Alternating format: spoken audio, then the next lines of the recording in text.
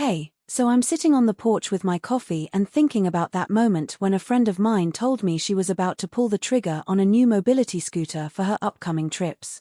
She's got a busy schedule, needs something that won't turn a simple grocery run into a marathon, and she's absolutely terrified of ending up with a heavy, clunky unit that will weigh her down at the airport.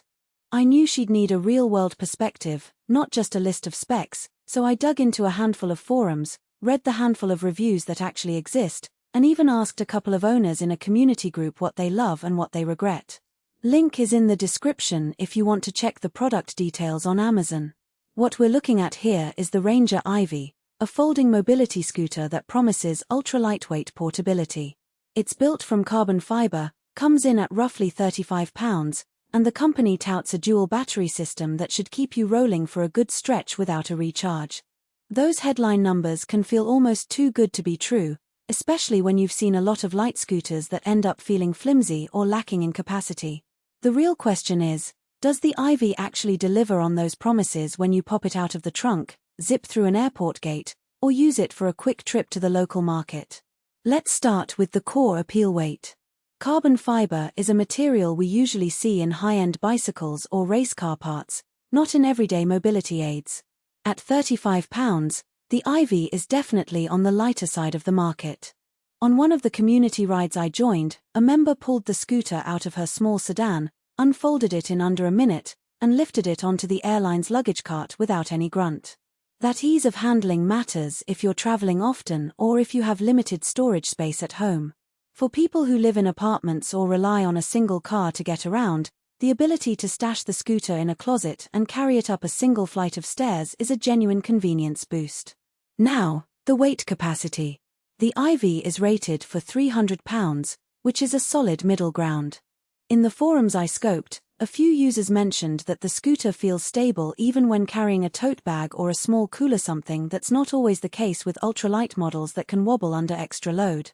That stability seems to stem from the low center of gravity and a fairly wide foot platform, which makes it feel secure when you're navigating a crowded sidewalk or a supermarket aisle. If your primary need is short trips to the store, a clinic, or indoor venues, this balance of lightness and load capacity hits a sweet spot. Dual batteries are another selling point that caught my eye.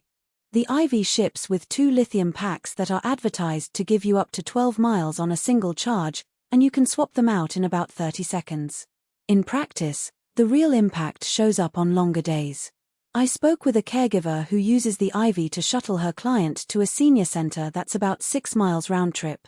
She runs the scooter on one charge, then swaps to the second battery for the return leg, and never worries about running out of juice midday.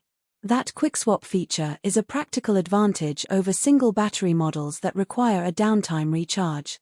However, you do need to keep both batteries charged, which can be a bit of a logistical chore if you forget to plug one in overnight. It isn't a deal breaker, but it's a habit you'll need to form. Maneuverability is where the Ivy really shows its character. The steering column is low profile, and the scooter turns on a fairly tight radius, which is handy in tight indoor spaces like grocery aisles or museum lobbies. In a video comparison posted by a mobility tech enthusiast, the Ivy weaved through a cluttered hallway faster than a heavier competitor that tended to drag on corners. The quick fold mechanism also makes it easy to park the scooter beside a table or in a cramped elevator, something that older, bulkier models simply can't manage. For anyone who anticipates frequent stop-and-go situations, the Ivy feels nimble enough that you won't get stuck behind a waiting line of walkers. On the flip side, there are a couple of trade-offs to keep in mind. First, the ride comfort isn't as plush as a full-size electric scooter. The seat is a basic mold foam with a minimal backrest. If you're planning long-haul outings, say, a half-day excursion at a theme park, your hips might start to feel the lack of padding after a few hours.